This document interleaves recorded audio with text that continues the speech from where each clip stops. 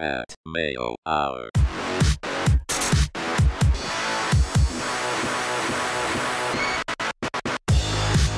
Welcome to the Pat Mayo Hour, the season finale of the UFC DraftKings show with Cody Saftik. We're going to try to continue to do this in short form, where instead of going over each of the fights, we'll just go over each of your rosters. That way I don't have to build so many graphics, or A-Rap doesn't have to build so many graphics. We don't have to get the information. You just tell us who you're picking, and I'll try to figure it out. That's exactly it. You know, season finale, it's a tough time of year now that football season's coming up, and Pat Mayo's too busy. But hey, we're finishing on one hell of a card, Pat, going to Germany. Going to Germany. Very super cool UFC fights. Maybe we have cigarette and chocolates, and we check out the fights, and then maybe we go have another cigarette after, maybe a sausage. Yeah, you know, some sauerkraut on that sausage. And I saw you had the Tim Hortons coffee here, but that's more of like a UFC Vancouver thing. You should have a super sweet macchiato. A macchiato, maybe espresso, maybe. I like it. Yeah, so Pat Mayo Hour different. In Germany, we go on metric time, so it is like Pat Mayo 4/5 of hour.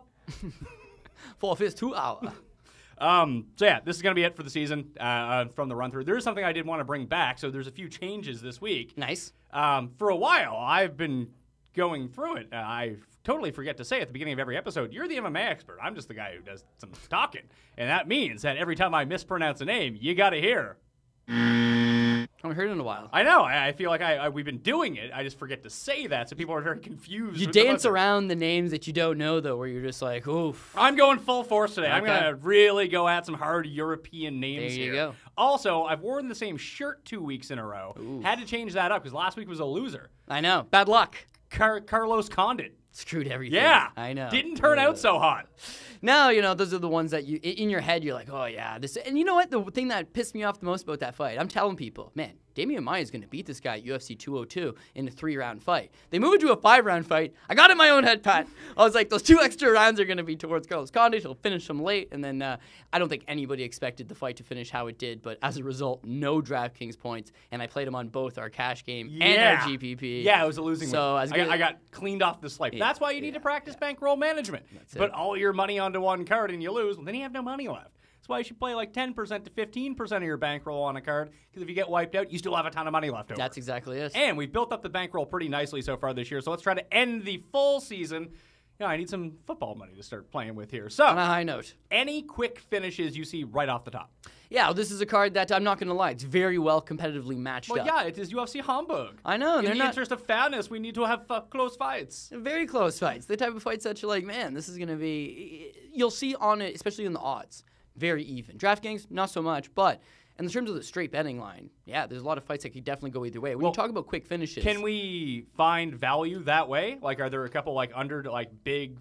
Okay, I see, like, at minus 240 here, and he's 9,900. It seems like he should be, like, 11,000 if the odds would flow into DraftKings. But as we talk about it every time, you're looking for people that are going to go out there and get the finish. And I think when you look at this card, for the most part, because of the close nature of the majority of the fights, there's not a whole lot of quick finishes that are jumping out at you. But there's probably going to be a whole bunch of quick finishes. We just don't know who they're going to be. Well, as this happens, yeah, it usually happens on every card. The people that you expect will get the finish don't, and the people that Shane Campbell should be fine, get knocked out early in the first round. So these things tend to happen. But yeah, when you look at this card, it's not even so much who's going to finish. It's that in that headliner, Andrei Arlovski versus Josh Barnett. It's the marquee fight of the evening, honestly. You've got Josh Barnett being well priced. I believe both people are actually $9,700. They are, but it says Josh Barnett is a minus 150 favorite in this fight. And that's why we're going to ride him here. Okay. You got Andrei Arlovski, who I'm not going to say he's chinny because this is heavyweight MMA, and it's MMA in general. You get hit, you're going to go down. But in his case, when you've been knocked out 10 times, in fights that you're winning, you're still getting knocked down. Maybe it's just starting to leave him a little bit. People were like, you know what, I think Andrei Arlovski's back in the prime of his life. He's fighting some good fights,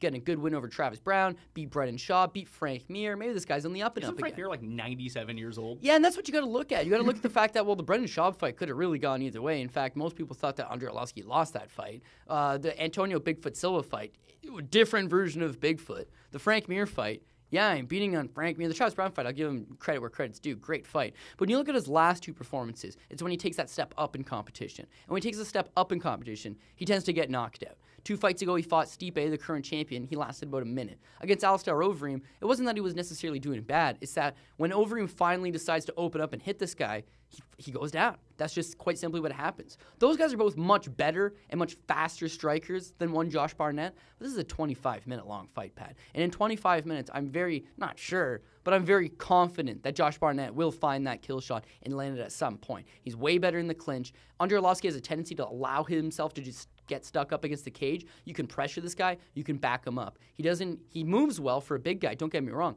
but once you get him up against the cage, he's not the most mobile of guys. And I think Josh Barnett backs him up, he lands those dirty uppercuts, dirty clinch position, clinch boxes him. Dirty clinch? Yeah. Give you the dirty clinch. In Germany. Dirty boxing. And just beats him up all night, lands the knees when he can, and eventually something should land and put him down. If the fight does, for whatever reason, hit the ground, and Andrei Arlovski can be taken down. We've seen Frank Mir do it. And when he is on the ground, he does no way up. Josh Barnett is much better on the ground. And I think if the fight does hit the ground, which I don't believe it will, but if it does, Josh Barnett's favorite. So we got Barnett on the ground. We got Barnett probably standing. Josh Barnett's chin. Cardio, the guy's gone 25 minutes already. He fought Roy Nelson for 25 minutes in Japan. So he can go 25 minutes. And I just think it plays out with him. He's the favorite for a reason. They're the same price on DraftKings. And when you look at the fact that it's only $97. $9,700. Yeah. And when you're looking at it, it's like, well, I need guys that can finish.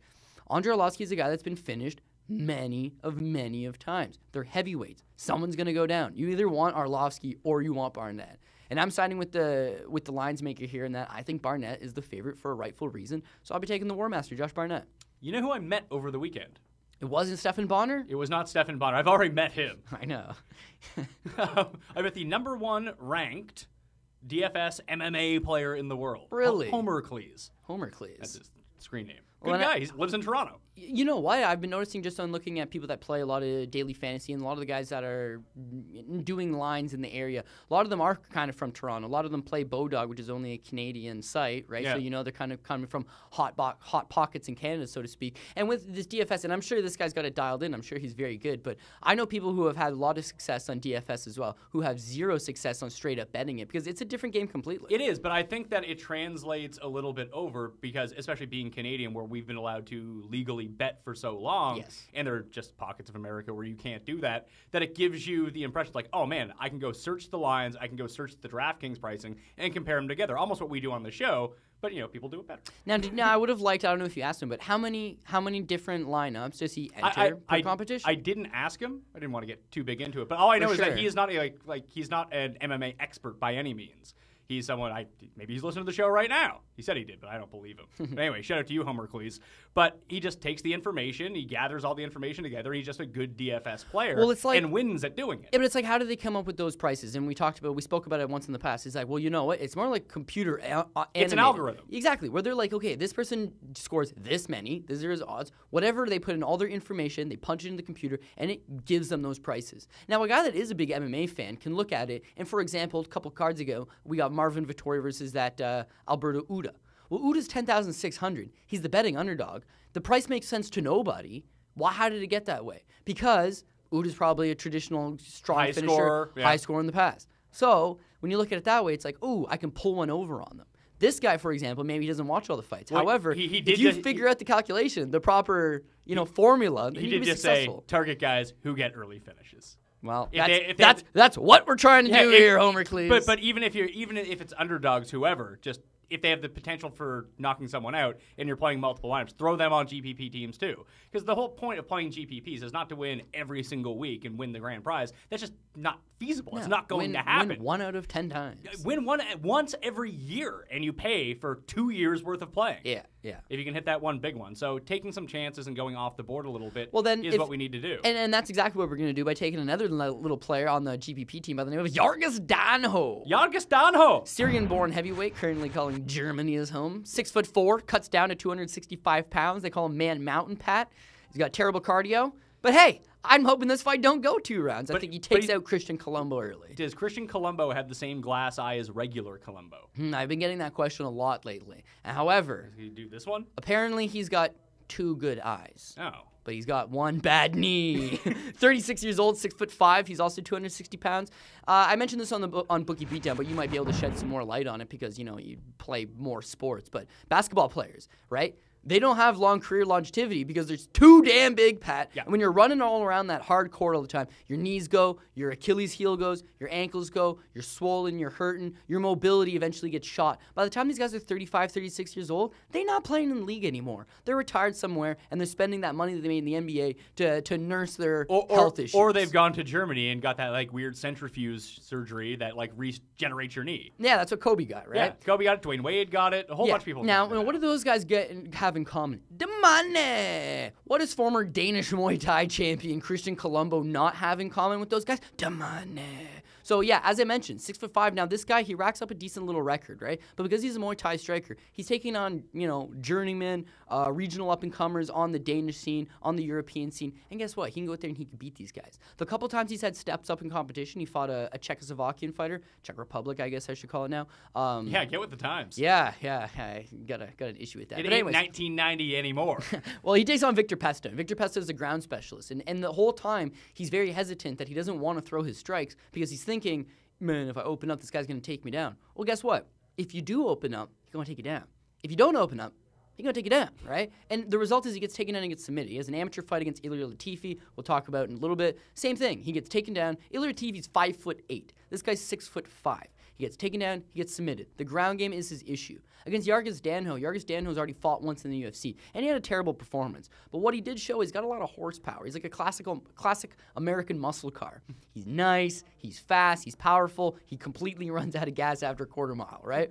And that's the issue here with Jarjis Danho. Although we're playing GPP, and we want guys that are gonna go for the finish. And if you look at this guy in the regional scene, tyrant, because he gets a hold of guys that are lesser skilled talents than him, and he pounds on them. UFC debut, he takes on a very tough, serviceable guy, takes him into deep waters, uncharted territories for him. He can't handle it. Now he's got Colombo. Colombo's coming in on not short notice, but he's been brought in here to make Jarjis Danho look good. Why would you want to make Jarjis Danho look good? Because he's the German fighter fighting in Germany, and he is a massive, massive human being who's got that look. He's got that look. Does he look like a villain?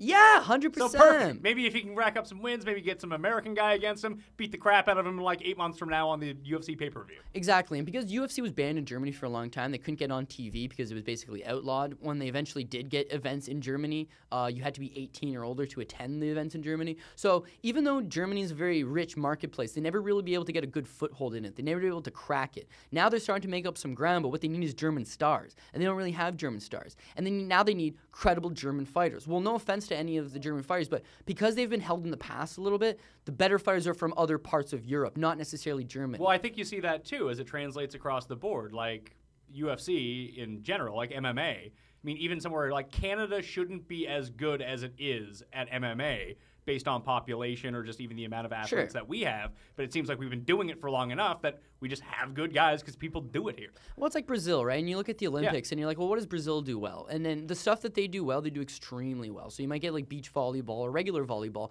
because there's the Copacabana beach is there, and then you play all year round on the beach. And you're you going to also get have like 500 million people. Exactly. I don't know if the population is that big, but maybe I think it's bigger than the U.S. Maybe I'm what? Brazil? I think so. Well, maybe I'm wrong on that, but it's somewhere in the top 10 in the world in terms of population. Really? Yeah. Well, fair enough. It's also gigantic. But they're the birthplace of Brazilian Jiu-Jitsu, so as a result, they're good at Brazilian Jiu-Jitsu. They're good at Jiu-Jitsu. Right. In Germany's case, it's not that they're not known for martial art, but they're not an Asian country like Thailand, who has Muay Thai, or Japan, who's rich in martial arts history, or these other countries. Like Canada, people will say hockey fighting.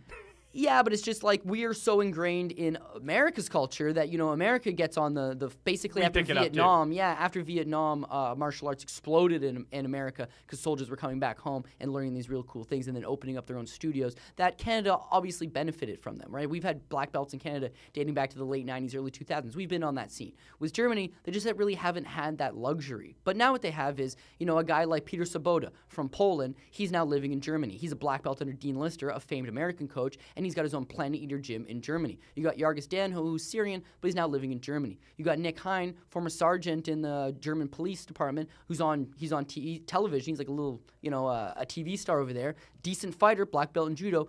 He's going to be on the card, right? You're trying to get as many of these German fighters on the card in competitive but winnable fights so that you can grow the marketplace. Jarjis Danho is one of those guys that they want him to get a win. Undoubtedly, they'd like him to get a win. And this is a great spot for him to get a win. And the way he wins fights is smash, smash, smash. So we want him. I didn't play him on cash because he's obviously risky if he gets tired. But GPP for sure. The way I play this fight in my head is that Colombo's too slow and he's too upright. So he'll try to get his jab going, and if he tries to kick and something gets caught, he's screwed. If the fight hits the ground, he's screwed. And even then, the thing with Muay Thai fighters is that unlike boxers and karate-based fighters or Taekwondo-based fighters, is that Muay Thai fighters don't have foot movement, right? They don't really move their feet particularly well. They're very stationary? They stay stationary. So if Danho wants to close the pocket and land bombs from that same dirty clinch position that we talked about, dirty box him, clinch him up, put him up against the cage, that's all available to him. The one worry is that when you're taking a guy that's 6'5", and Danho's 6'4", he's no small boy himself. But when you're taking on a Muay Thai guy and you're level changing and you're rushing into the pocket, this guy's going to throw knees. And any one knee could land and knock you out. But I don't see it happening, especially not for this value. 10,004 is a little expensive, but he's a GPP dream, I think. You talked about Latifi. He's taking on Ryan Bader. Yeah.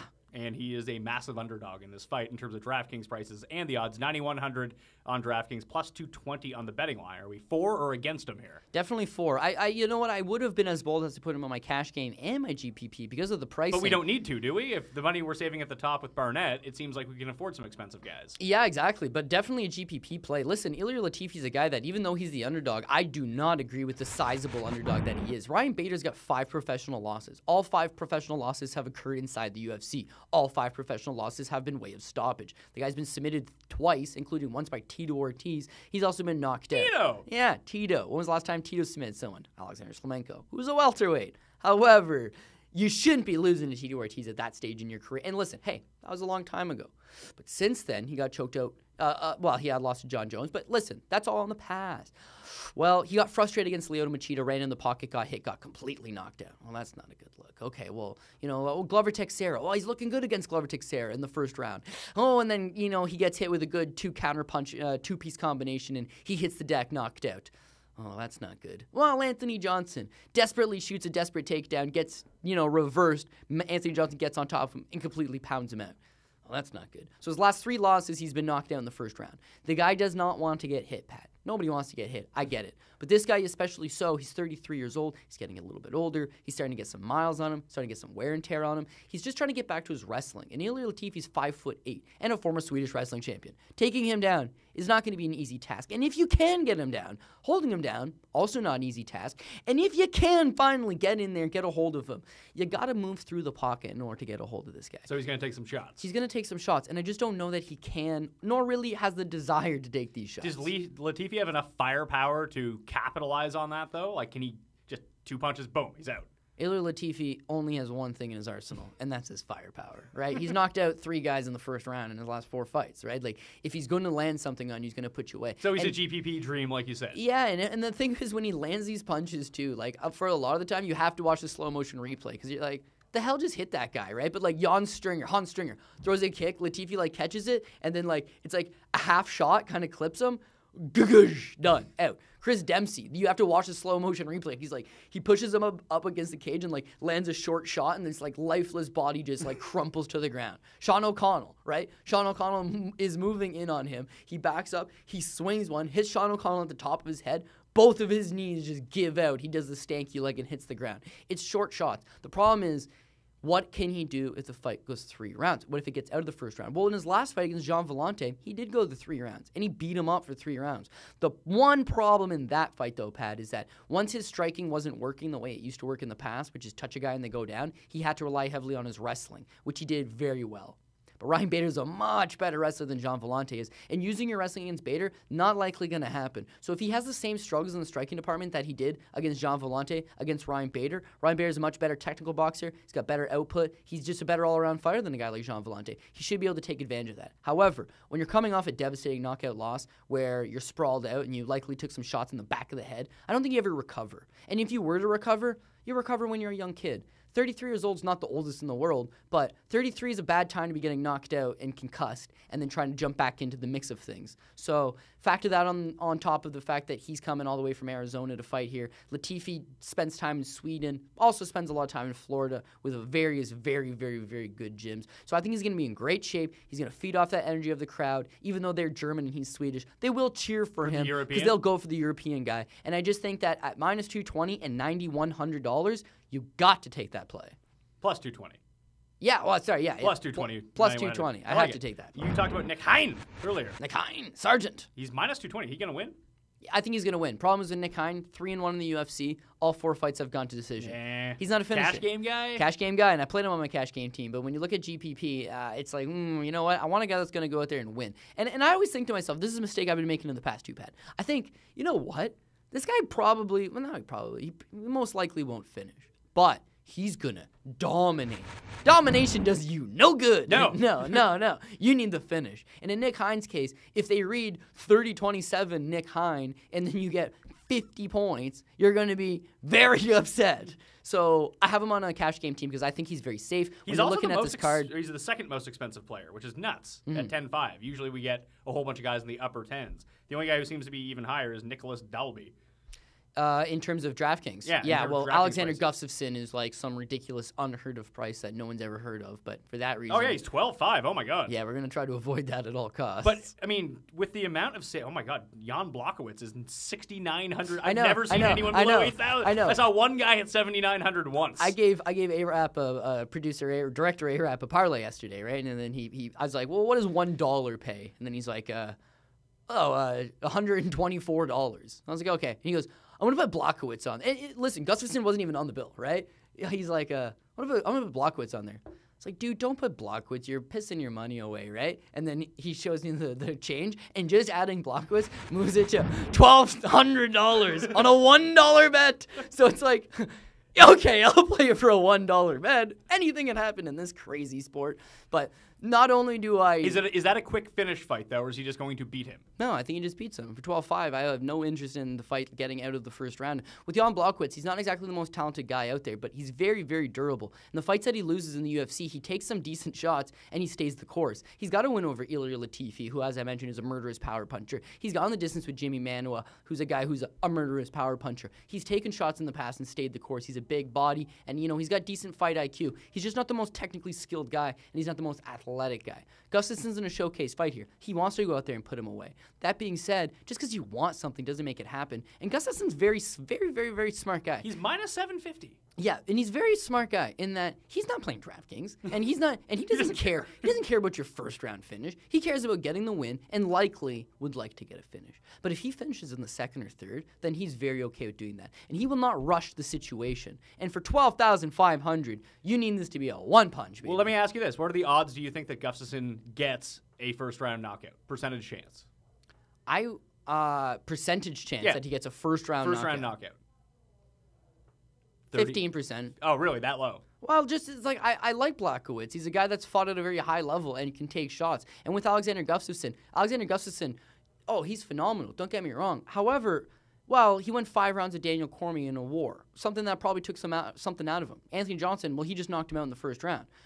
John Jones, it was a war. His fight against Shogun Hua, well, that went the distance. Yeah, but you're talking about like really good guys. Yeah, here. yeah, exactly. And Jan Blachowicz seems like semi-scrub level. Exactly. But as a result, people in their mind have gone, whoa, he just went from fighting all the best guys and looking good to fighting a guy that I've not even heard of. So logic would dictate he's going to smoke this guy. So he's overvalued is what you're saying. Yeah, minus 750. Come on.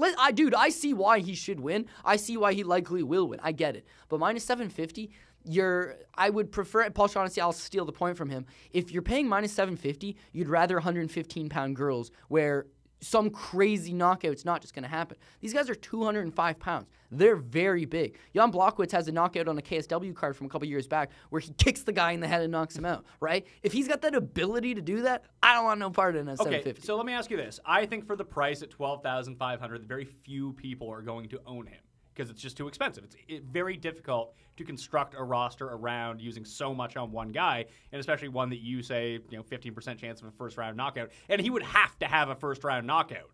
Well, preferably in minute 4 of the first round. You could save the money, and because my GPP team has $1,500 on the table, right? Yep.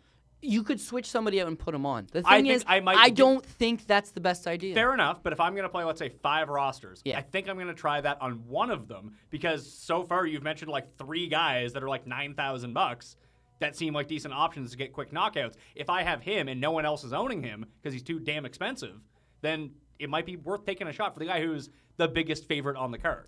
Then you know what? Not a bad case. And if you're going to have to save money in order to afford Alexander Gustafsson, you want Ilir, Latifi, Josh Barnett, and Judo Jim Wallhead, $9,300. Tell me about him. Judo Jim Wallhead, I'm a massive Judo Jimmy fan. Obviously he's a black belt in judo. Comes from London, England.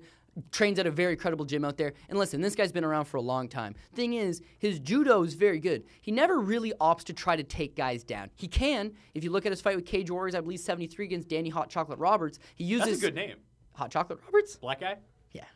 Makes sense. Trains at a gym called the Black Zillions. Do you have to be black to train at the Black Zillions? No, you don't have to be black or Brazilian. But I would assume it might be. Weird. No, I'm just kidding. There's actually a lot of very talented Caucasian guys and other races, obviously, that train there. But Danny Roberts is a very skilled guy. Judo Jim Wallhead does get knocked down that fight, I'm not going to lie. But, it's Danny Roberts. He's a very tough guy, and he's going to be in a much easier spot here. But he is able to use his judo in an offensive wrestling way, take guys down. When he takes guys down, he can control them. Thing is, Pat, guy's done judo his whole life. He likes to fight, and he likes to real box now. So his technical, crisp boxing skill is ever improving. And I've seen him put it to use a number of times in the last couple of fights where he's physically just knocking Rafael Mox in a KSW fight. Oh my God, if you can find that online, I believe it's one of the KO of the days for Fight Network, go watch that. It's like a beautiful 5-piece combination, lands on this guy's chin and knocks him out. And I believe Mox will be a much higher level than his opponent in this spot. So Judo Jimmy, he's basically even on the betting line. Because his opponent is German, they're obviously going to kind of favor towards the German guy. Judo Jimmy's a -120 favorite in this fight. Well, there you go. -120 favorite. Line's obviously coming towards him. People realize this guy is the more skilled fighter. He's taking it on short notice, but it's only like 4 weeks. And the guy's always in shape. He's kind of getting to be an older fighter. I believe he's 32 years old. So this is the time in your career where you take it as serious as possible because anything can happen. I think he's going to be ready and he's going to be in a good spot. When you look at his opponent, and I actually have trouble with this guy's name as well. It's like Jessin? Yeah, but that can't be how it's pronounced. Jessin Ayari? I thought it was Jessin Ayari, but I'm probably pronouncing like he's Brazilian, which he's not. So it's probably Jessin Ayari, right? And Jessin Ayari, maybe he's Italian. He's like 15-3, right? Good record. Problem is that other than fighting Michael Abu, he's never beaten anybody. And Michael Abu is a 155er. So the one time you do beat a name brand guy, well, it was a guy that was coming off a stint in the UFC. You don't know where he was at mentally, and he's a smaller guy. Okay, let's sign him to the UFC. Why? Because he's German. It wasn't like he really merited his way. Yeah, the win over Abu's impressive. Don't get me wrong. But it wasn't like this guy was on everybody's radar. You have to sign him. It's just that we're in his market. Let's get him a fight in his market. Now, as I mentioned, 15-3. He has 3 losses. His first loss, he got choked out. His last 2 losses, he got knocked out. One of those fights, Pat, he got knocked out in a minute. Judo Jimmy is better than the guys that he's lost to. Judo Jimmy has more power. Judo Jimmy is going to be in better shape. If your game plan Don't touch Jimmy. Yeah. Hands off Jimmy. Don't back Jimmy into a corner, buddy. He's not going to be able to take down Jim Wallhead because Jim Wallhead's takedown defense over his years of doing judo is just, I think it's going to be too much for him. If Judo Jimmy wants this fight to the ground, Wallhead should be able to get the fight to the ground. But likely, Wallhead's ground game and his takedown defense is going to keep the fight standing. And someone's going to get knocked out. It might be Wallhead, but I'm banking that it ain't going to be Wallhead. I think he gets the win over Ayari. $9,300, I'm down to play it. Only one thing is, I did pull him off my cash game team because I'm too emotionally invested on Judo Jim Wallhead that I have to recognize that there is danger there, right? And the danger is he's taking on the hometown guy who could get the decision. The hometown guy could land something. He's on short notice. I have to factor all that stuff in, but GPP, yeah, baby. It's funny, when I bet on McGregor in that mid-fight, and got him at the high odds. And the only thing that really played into my mind was because he was up 2 rounds to nothing. At least that's what the internet said. I don't know. No, he was. There was like one guy be like, man, he lost the first 2 rounds. But like in his like Twitter description, it was like, I hate Conor McGregor. Yeah. They're like, man, Nate Diaz was coming hard, strong in that second round. I think he stole it. You're like, he got dropped twice. In what dimension do you live in that he won that round? But the only like logic I could put behind it was like, well, if McGregor holds on here, if it's a close fight and it comes down to decision, McGregor is going to win. Hey, dude, plus 450 on a some people got it plus 700. I know. Well, you said plus 450, and I talked to a friend of mine. I said, apparently you can get McGregor. You could have got McGregor at plus 450. He's like, that doesn't make sense. That's a little too high. Checks his thing. He goes, oh, man, my site was offering it at plus 600. I was like, well, there you go. Anyway, that's mid-game live action fighting. Bet365 offers. I don't know if Bodog does. No, Bodog does not. Listen, I've got a number of complaints for Bodog. However, I'll never forget what they did for me in Bodog Fight Series. So many good fights in Costa Rica, in St. Petersburg, and Vancouver. And I used to just come home after school and just sit there and just watch Bodog. Biff Naked was the matchmaker. Bud D. So, yeah, I was in on that. I have a question about this Dalby guy. Nicholas Dalby. Yeah. The sharpshooter. He's $11,000 on DraftKings. But in terms of odds, they're even at -110. Yeah, I know. Is this other guy, Peter Sobotta? Sobotta. Gonna win? Didn't that guy play in the NHL, Peter Sobotta? Sobotta? No. But I think there was like a I don't know. But no. Anyway, why is this such a big distinction on DraftKings and not in the betting line? Well, I mean, when you look at Peter Sobotta is that Polish fighter training out of Germany that I was talking about. In his last fight, not that he was favored over Kyle Noak, but people had high expectations for him, I should say. And yeah, he goes out there and he gets booted in the body. Like, a couple minutes into the first round, folds, done.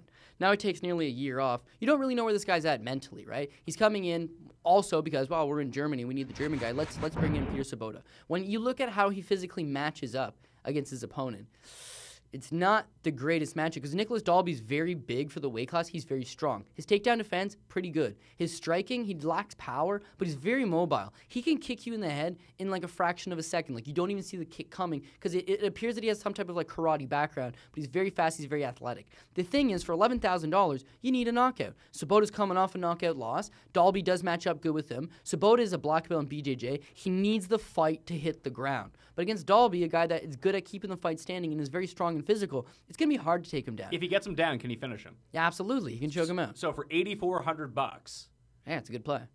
Sounds like an all right play. Yeah, not only that, for $8,400, if the fight just makes it to decision, well, he's the German fighter, right? He's got buddies on the card, right? He trains with a lot of these guys. It doesn't sound like he's going to pile up a lot of points in a decision. I'll tell you what. I'll bring up the same points that I had about when I picked him over Kyle Noak, which he lost. So take that with a grain of salt. This guy, Pat, he's so good on the ground that he doesn't care if the fight's on the ground. If you're on top of him, don't matter. If he's on top of you, you're in some trouble.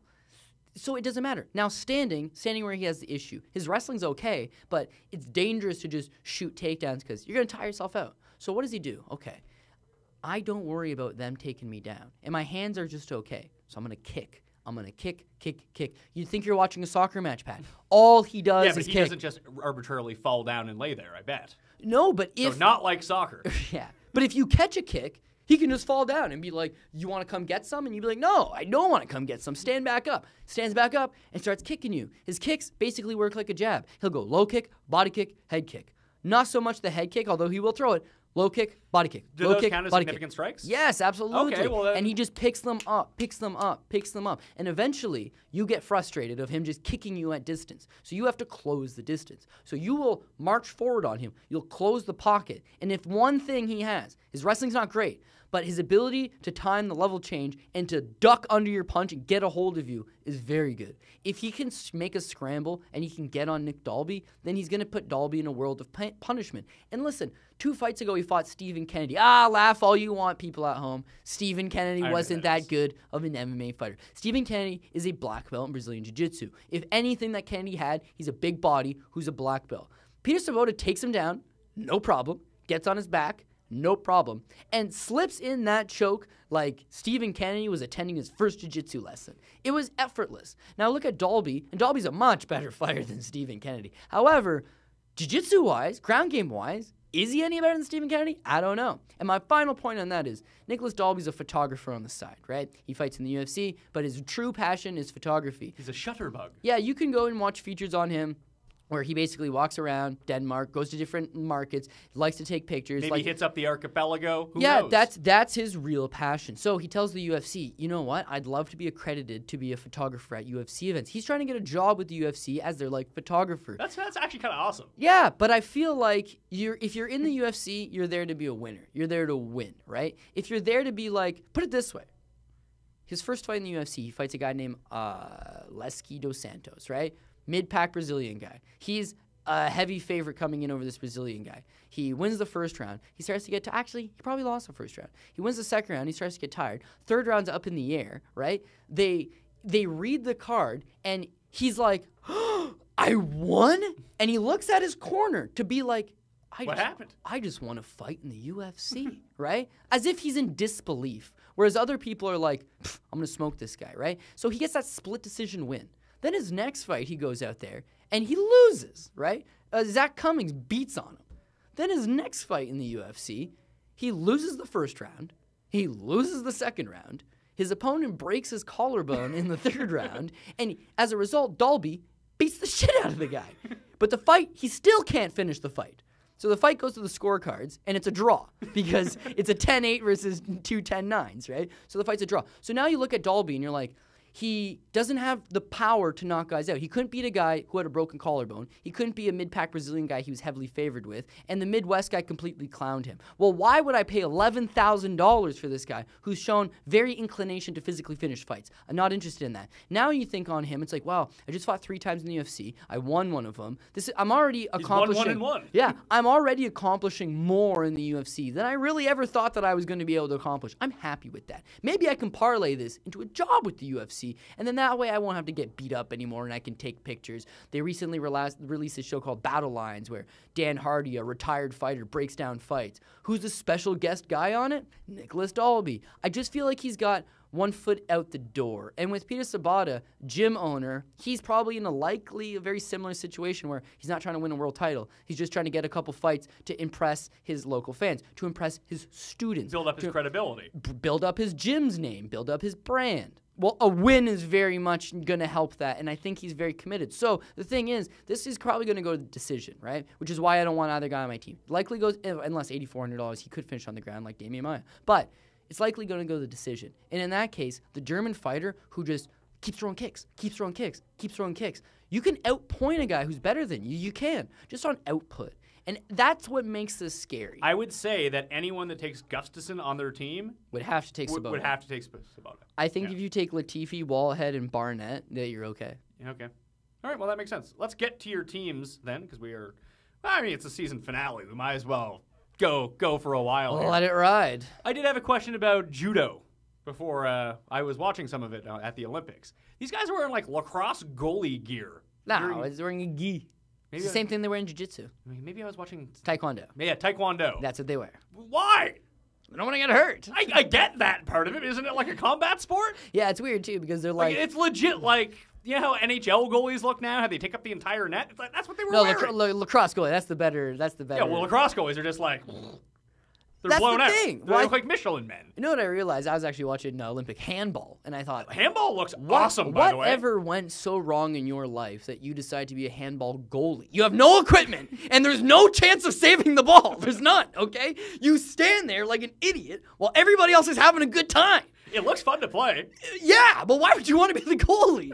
That makes no sense to me. I saw this poor schmuck. It's just, you have to keep your hands down, right? They'd be like, yo, Billy, they scored 16 goals on you today. You made 3 saves, man. That's pretty good. Pretty good. It's like being a soccer goalie. Soccer goalie... They have to kick, too, though, I whole new appreciation for that, because I used to think the same thing. I'd be like, sorry, John, you faced 2 shots all game, and you made 1 save. Not good enough. But I watched all of the Euro Cup, and you have to be 6'6", extremely athletic. Your timing has to be second to none. I'm telling you, these guys are incredible. There's a future for guys that just miss out on the NBA that should be soccer goalies. Well, I feel like the guy who's like the second round pick, like on the Mavericks. But can those guys just dive, just knowing you're going to just land and eat crap? Because these guys have... I'm sure you could learn how to do that. Well, it's hard to learn, man. Maybe it's hard to learn. To teach your body that it's okay. Do you know what's harder to learn? Being an athletic freak who's 6'9" that can jump with a vertical of almost 3 feet. You can't really teach that part of it. Fair enough. You can teach someone to eat crow. Yeah. Be like, hey, here's $5 million. Land on your face. Yeah, okay, but in that same breath, you could say, hey, guy from the Chinese Democratic Republic, or the Democratic Republic of China, you're 7'5". Let's put him in the NBA. They're awful. You've seen it happen. No, Tayshaun boxes. He's the worst boxer I've ever seen. I understand that, but they're also not dealing at the same skill level as a lot of these guys that are on, like, the fringes of the NBA. Why not invest money in them? Who has more money than China? Hey, China's still cool. China's still cool. Anyway. You pay now. I just want to talk about the Olympics for a second because I thought it was, and all the referees look like flight attendants. Yeah, and it was mostly rigged because I'm watching half of these sports and I'm like, what? The hell was that? Cash game lineup. Let's hear it. Okay, cash game lineup. Nick Hein, 10,500. As I mentioned, this guy's safe. He's going to go out there. I said the same thing with Jarjis Danho. They want this guy to win. They want Nick Hein to win. He's a celebrity in Germany. He's a good-looking guy. He's still young. Super cool celebrity? Does he have cigarette on the way to the ring? He's super cool, Nick Hein. I just watched his feature on him where his wife's like, I want to say Japanese, but if I'm wrong on that, then I look like an idiot. Well, you've already made it now. You've already made that well. Anyways, his wife speaks some type of Asian language. And so he's got a little son who also speaks that language. I think it is Japanese. So he's like... You're really going all in on Japanese. I'm going all in. If I'm wrong, I'm real wrong. So he's like, oh, my Japanese is not that good. He's like, so I have to ask the boy to ask her to, like, put more chicken in my salad. And then it interviews her, and she's like, he always wants more chicken in his salad. She's like, and I tell him, no, right?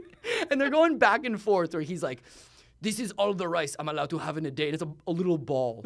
And I guess she's just very strict on him. She keeps his diet on point. And then she's like, when he stopped doing athletic, he gonna get real fat.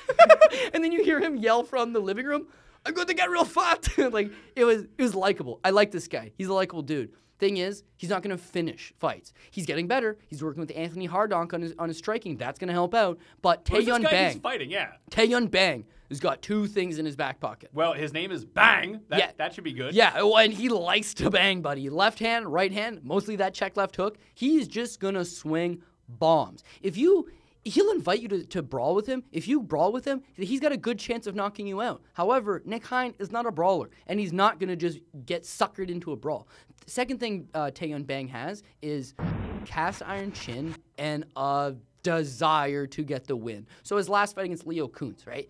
It seems like both of his eyes are swelling shut because he's taken a lot of damage. His nose is bleeding. He's so unbelievably tired. And he's game to win that fight. And he gets a split decision that was kind of controversial, but he got the win. So when I look at a guy like him versus Nick Hein, Nick Hein's just way more skilled than him. Probably a better striker, doesn't have the power advantage, but probably a cleaner, more technical striker, right? Way better on the ground, way better cardio, way better in everything. The one thing is Taeyun Bang's very tough. So if you've got Nick Hein, who's not used to knocking guys out, taking on Guy, who's willing to die in the ring, it's not going to be a finish. It's going to go to the decision. Therefore, I like Nick Hein to win a 30-27, but I can't play him on GPP. I think he gets 60 points, but it's a safe 60 points. I'm going to play it. Okay, keep going. Taylor Lapilus. I wanted you to try to pronounce this one because you always do. Oh, I avoid it. You always go Taylor Lapilus, or you try to say it in French, and it always cracks me up.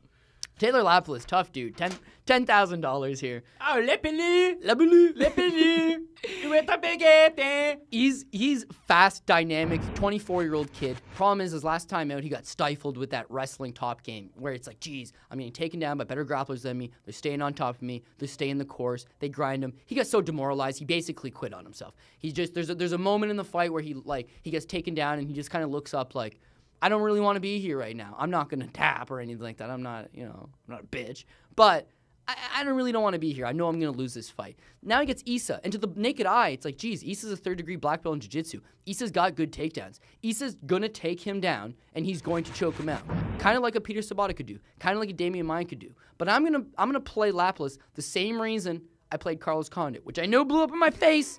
But Issa's got really, really, really, really bad gas tank. He tires after a minute. So he'll try to get Lapilus down. He probably will get Lapilus down. He'll put Lapilus in terrible positions that you're like, oh, man. The second round starts, and Lapilus has got better gas tank, much better dynamic striking. He's faster all around, and this guy tires. He's going to beat him to the punch. He's going to hurt him. I think he puts him out in the second. I think he puts him out in the third. I think he does stick around long enough to get that late TKO stoppage. So I do like Lapilus at $10,000. Ashlee Evans-Smith would not play this girl on a GPP, $9,900.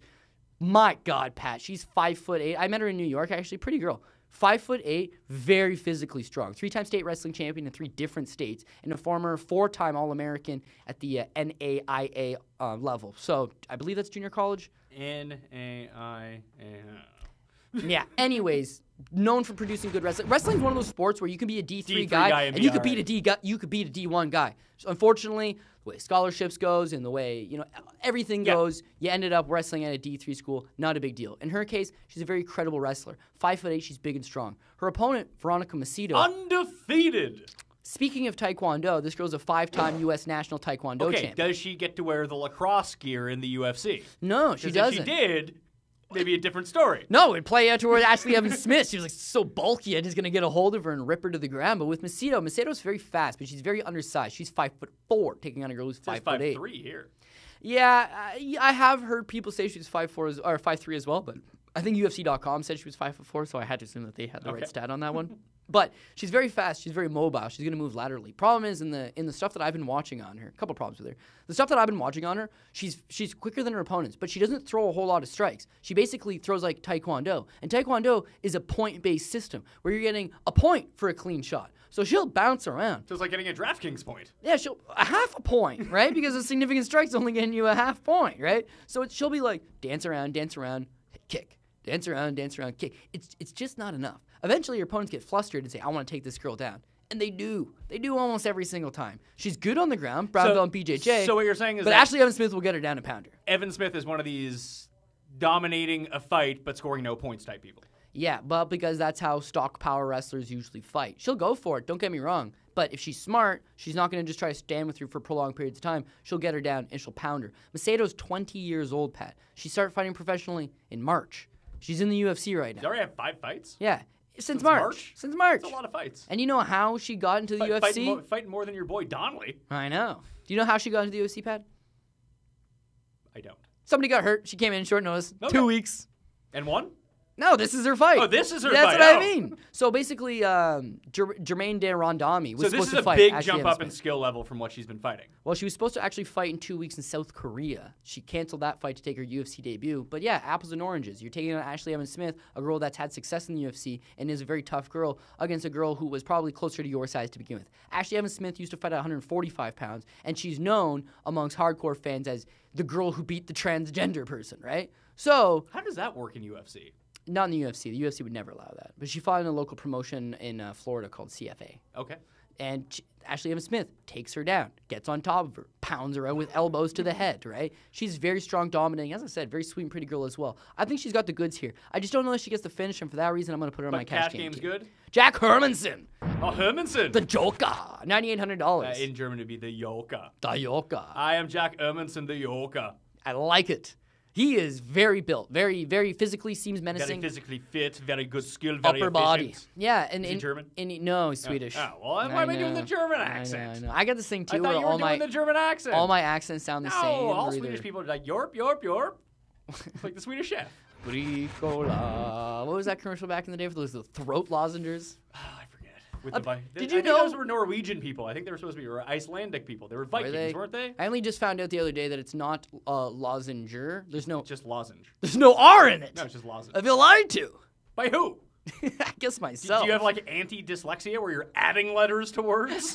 Yeah, people who watch the show continuously know my sentences roll on top of each other. Sometimes the words I'm saying don't make sense. They're just half words in sentences. So Jack Hermansson. Jack Hermansson. Likely not going to get a finish against Scott Askham, who's Do we have any finishes on this cash game? These are cash game guys. But even so, I still would like a finish on here. Well, we got Josh Barnett, $9,700. Because put it this way, we have Josh. Okay, fair enough. With Josh Barnett's on this team, and but Taylor if Lapilus. we don't have, we got Taylor Lapilus. We got Josh Barnett. There's no quick finish here. Quick finish, Josh Barnett. Okay, I'm just saying. Listen, Jack Hermansson's going to have an entertaining fight, which he may score, only 60, 70 points, right? Nick Hein is going to dominate. So the sky's the limit for him. Maybe he gets a finish. I just don't really see it. And then with Ashlee Evans-Smith, she beat a man already. If she gets on top of you. Yeah, that was very insensitive of me. She beat a very physically imposing, very, very tough girl who's like 5-1 right now and has knocked out the other 5 girls in the first round. Ashlee Evans-Smith can hang. Not only that, she like beat her up bad with elbows, like bad. I think she's very tenacious. I think she's a strong girl. She can get the finish. I just don't necessarily think. But I'm going to make up with this dancing around, trying to take the safe picks. I'm a GPP. All right, let's hear it. Jarjis Danho, going to get the finish. Taylor Lapilus. Gonna get a second or third round finish. Josh Barnett, he's gonna land something. He's gonna put him down. 5 rounds to work with. I like him. Judo Jim Wallhead. Listen, we've already heard about Judo Jim. If you've been knocked out twice in your career, Judo Jimmy's looking to take advantage. He's coming off a win over a guy named Gennady Kovalov, who was a big, strong Russian guy, and he put it to him. Didn't finish him, but he'd finish much lesser Had than. that Russian guy ever fought a bear before? I said he was a Russian. How else are you going to make it to any notable organization unless you have victories over bears in the past? Ilir Latifi, $9,100. I'm not going to lie. I need some good bounces to go my way. It's GPP. Yeah. But I always say, well, this guy probably won't get a finish, but maybe. No, Jarjis Danho is going to finish. These are guys Lapilus who are going to win by Barnett, finish if they Wallhead, win. Latifi. Problem is, if they don't win, they may get finished, and that's why they're not on my cash game team. Makes sense.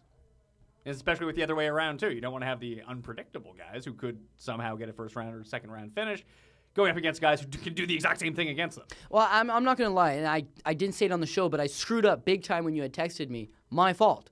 I'm looking at my cash game, my GPP, and with Ryan James getting axed off it, the cash game play, 100% was Chad Laprise. He was the right price point and everything. Problem is, I put Gowdy on my GPP, so I thought to myself, I can't go against myself. Yeah, you can. And then Laprise gets the first round knockout, so that would have awesome for my cash game. It would have won all the money. And my GPP is now screwed, right? So you box yourself out. Yeah, but so you can't think of it that way because the strategy. That's why I behind recognize the my game, mistake. The strategy behind the cash game, like you said, I'm just kind of giving you some heat for having the safe team, but that is the way that you want to play it in a cash game. I mean, if these are 5 wins that you feel pretty good about, then take the 5 wins. You're going to win if you get 5 wins, regardless if they're all third round finishes. That's just unless it's UFC 202 and there's just knockouts across the card.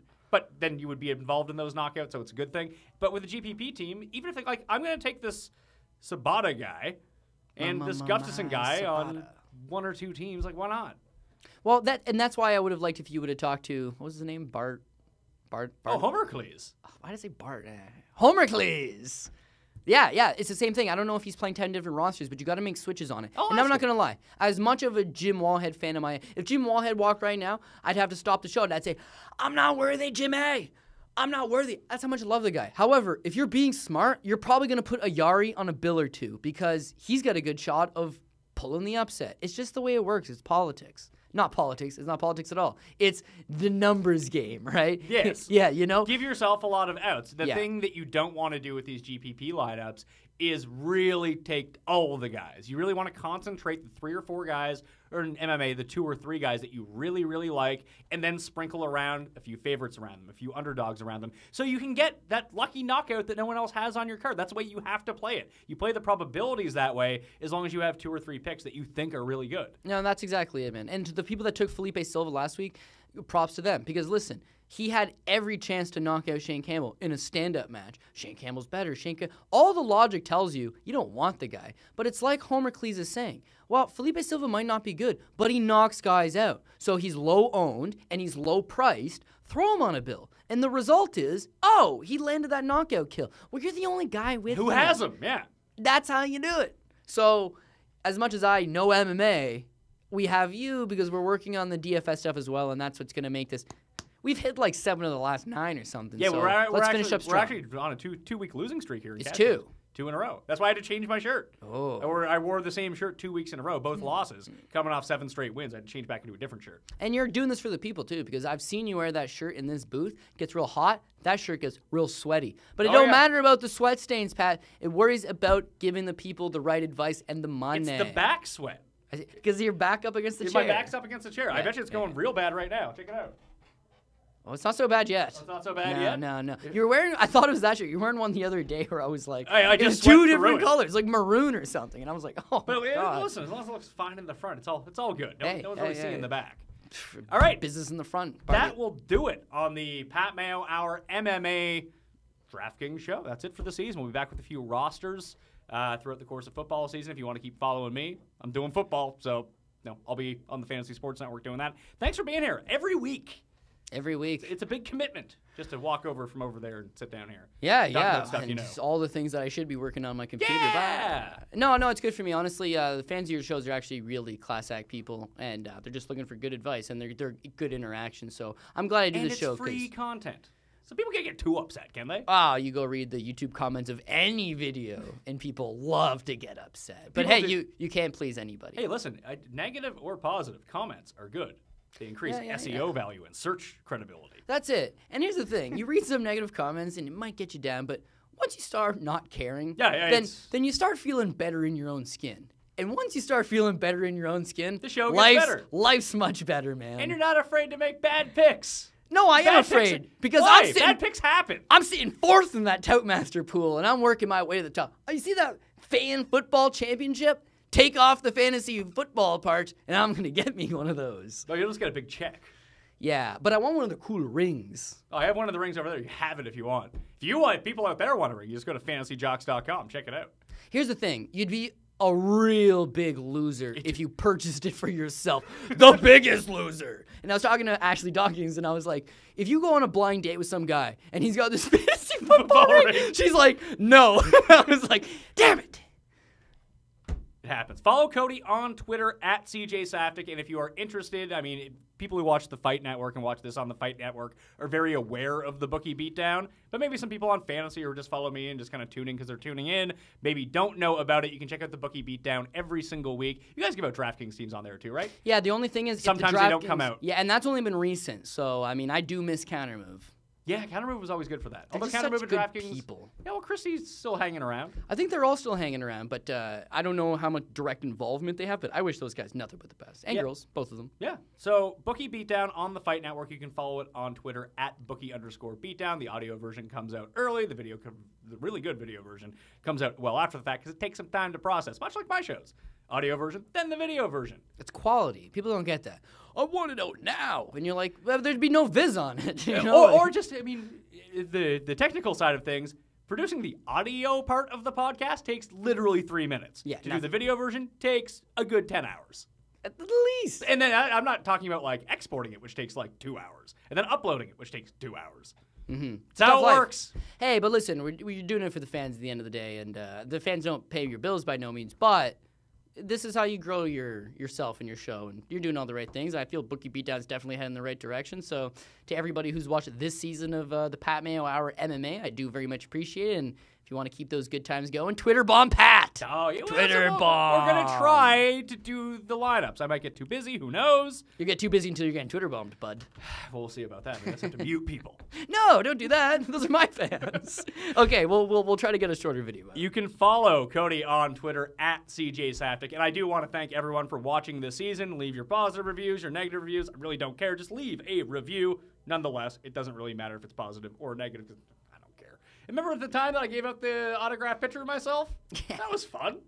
We'll have to do that in season 2. Maybe we'll have to do that. Well, it's season 3 now. Season 3. Season 3. All right, I'm Pat Mayo. You can follow me at the PME. If you do watch football and you're watching this on the Fight Network, head over to the Fantasy Sports Network YouTube page or just the Fantasy Sports Network channel or RotoExperts or SportsGrid.com. You can find all my daily fantasy football coverage up on there too. Or gambling coverage on football, because we do that as well. I'm Pat Mayo. I'll see you next time. For the latest expert fantasy sports strategy and tips on YouTube, click subscribe. You can also follow us on Facebook and Twitter, and call your local cable TV provider to order Fantasy Sports Network, or watch us on Roku, Apple TV, Amazon Fire, and Xbox.